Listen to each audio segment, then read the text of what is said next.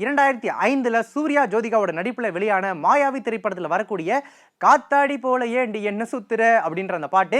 இந்த படத்தை சிங்கம்புலி அவர் தான் டைரக்ட் பண்ணியிருப்பாரு.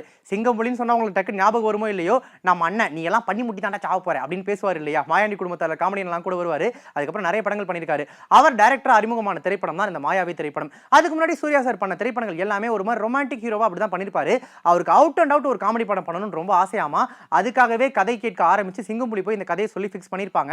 ஸோ ஃபர்ஸ்ட் டைம் காமெடி பண்ண போறாரு அப்படிங்கிறப்போ அதுக்கேற்ற மாதிரி கம்ஃபர்டபுளாக யாராவது இருந்தால் நல்லா இருக்கும்னு சொல்லி தான் அந்த ஹீரோயின் கேரக்டர்ல ஜோதிகாவை நடிக்க வச்சிருப்பாங்க. ஸோ ஒரு ஹீரோயினுக்கும் அவங்களுடைய ஃபேனுக்குமான அந்த கதை தான் வந்து இந்த மாயாவி திரைப்படத்தோட கதையாக இருக்கும். ஸோ ரெண்டு பேருக்கும் அந்த கிளைமேக்ஸ்ல as usual கமர்ஷியல் படம் இல்லையா, ஒரு டான்ஸ் நம்பர் வச்சு விடலாம் அப்படின்னு சொல்லி பிளான் பண்ணி இந்த பாட்டை வச்சிருப்பாங்க.